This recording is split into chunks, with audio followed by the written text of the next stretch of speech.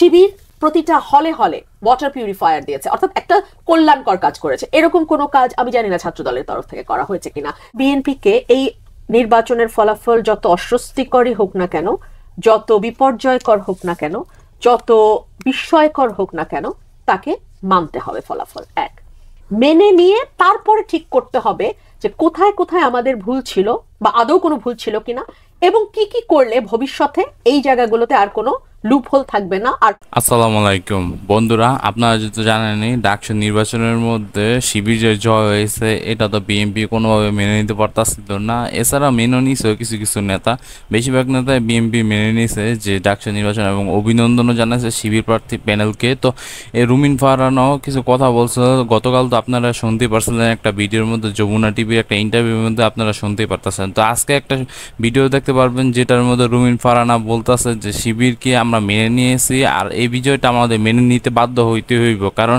এইটা হইলো আমাদের কোনো জায়গায় ভুল হওয়ার কারণে আমাদের এই নির্বাচনটা হেরে যাওয়ার একটা কারণ। কোনো ল্যাকিং থাকবে না এবং আমরা জয়ের দিকে যেতে পারবো।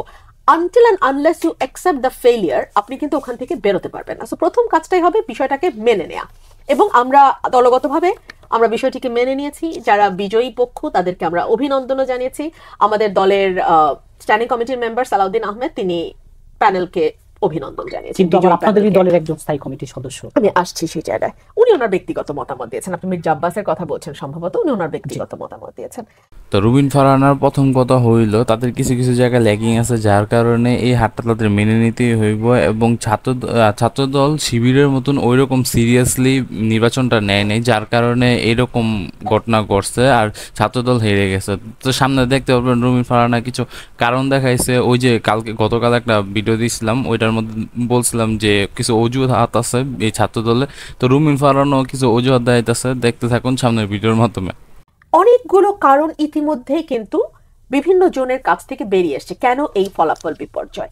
এক হচ্ছে, গত 15 বছর ছাত্রদল ক্যাম্পাসে যেতে পারেনি, রাজনীতি করতে পারেনি, তাদের কর্মকাণ্ড চালাতে পারেনি।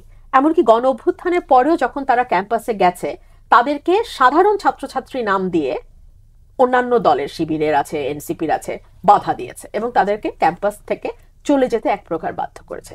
অন দি আদার হ্যান্ড, শিবির গত 15 বছর কিন্তু রিলেন্টলেসলি কাজ করে গেছে। কখনো আওয়ামী লীগের সঙ্গে মিশে, কখনো তারা তাদের সাংগঠনিক কার্যক্রমের মাধ্যমে যেভাবে তারা পারে। তো রুমিন ফারহানার এই কথাটা হইল যে শিবিরের যে কিছু কিছু সময় আওয়ামী লীগের সাথে মিলে কাজ করছে, মানে মোট কথা তারা যেভাবে হোক তাদের কার্যক্রম চালিয়ে গেছে, আবার কোনো কোনো সময় তারা গোপনে কার্যক্রম চালাইছিল। তো এইরকম একটা ঘটনা ঘটছে। আপনারা তো জানেন যে আওয়ামী লীগের সময় থাকতে শিবির তার কাজগুলোকে গোপনে কাজ চালাইতো, তো এরকমভাবে চালিয়ে যেত। তো রুমিন ফারহানার কথা হইল ছাত্রদল গেলাম গত 15 বছরের থাকতে, শেখ হাসিনা আমল থাকতে তারা কোনো সুযোগ সুবিধা পায়নি এরকম কার্যক্রম চালানোর জন্য, যেটা আবার শিবির করে ফেলছে। তো এই হিসেবে নাকি ছাত্রদলের গাইস, আপনারা কি বলেন এই বিষয় নিয়ে, আপনাদের মত কি? এছাড়া আরো কিছু কারণ রুমিন ফারহানা দেখাইছে, তো সামনে ভিডিওর মাধ্যমে আপনারা সবগুলো কারণই দেখতে পারবেন। এছাড়া এর মধ্যে আরো একটা কারণ বলছে, বিএনপি নাকি, মানে বিএনপি ছাত্র দল নাকি কোনো সিরিয়াস নেয়নি নির্বাচনটা নিয়ে। যদি সিরিয়াস না নিত তাহলে তো ভাই রাত্রে তো মিছিল হইতো না, আবার দিনে তো দেখছেন কি কার্যক্রম ঘটনা ঘটছিল। মানে একদম তাই, টিকে থাকার জন্য যা করা দরকার 15 বছর তারা সেটা করেছে। দুই হচ্ছে, বাংলাদেশ উপমহাদেশ রাজনীতি পাল্টে গেছে, সত্যিকার অর্থে বলবার মতো কিছু নেই। গত 15 বছর শিবির যেমন সাংগঠনিকভাবে টিকে ছিল, একই সঙ্গে এখন বেরিয়ে আসছে যে শিবির 1 to 1 ডোর টু ডোর তারা তাদের ক্যাম্পেইন চালিয়েছে, যেটা ছাত্রদল করেনি। শিবির প্রতিটা হলে হলে ওয়াটার পিউরিফায়ার দিয়েছে, অর্থাৎ একটা কল্যাণকর কাজ করেছে। এরকম কোনো কাজ আমি জানি না ছাত্র দলের তরফ থেকে করা হয়েছে কিনা। শিবির পুরো নির্বাচনটিকে অত্যন্ত সিরিয়াসলি। তো রুমিন ফারহানার কথা তো আপনারা শুনতেই পারলেন যে ছাত্রদল হারার পিছনে অনেকগুলো কারণ আছে, আর শিবির জেতার পিছনে অনেকগুলো কারণে বিদ্যমান রয়েছে। শিবির মূলত তাদের কার্যক্রম চালিয়ে গেছে, হয়তো গোপনে না হলে সরকার পতনের পর সামনাসামনি চালিয়ে গেছে, কিন্তু অন্যদিকে ছাত্রদল তো এরকমভাবে কোনো কার্যক্রম চালিয়ে যেতে পারেনি। এছাড়া এই যে রাজনীতি একটা চেঞ্জ হওয়ার কারণে ছাত্র শিবির কলাম একটা সুবিধা পেয়েছে যা ছাত্রদল পায়নি। তো এরকমই কথা বলতেছিল রুমিন ফারহানা।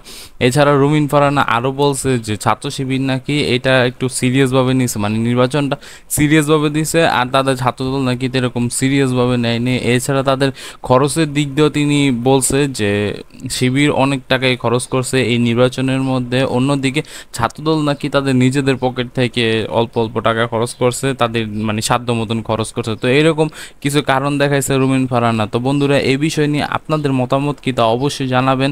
এই হলো ভিডিওটি। আর ছাত্র শিবিরের জিতার তারা তো সবাই অভিনন্দন জানাইছে, এমনকি রুমিন ফারহানা বলছে যে এরা মাইনা নিতেই হইব। এছাড়া সালাউদ্দিন আহমেদ তিনিও গেলাম অভিনন্দন জানাইছে। তো এই ছিল ভিডিওটি। আর এই বিষয় নিয়ে রুমিন ফারহানার কারণগুলো নিয়ে যদি আপনাদের কোনো মন্তব্য থাকে তাহলে অবশ্যই জানাতে পারেন। তো এই ছিল ভিডিওটি, দেখা হবে নতুন কোনো ভিডিওতে। সে পর্যন্ত ভালো থাকবেন, আল্লাহ হাফেজ।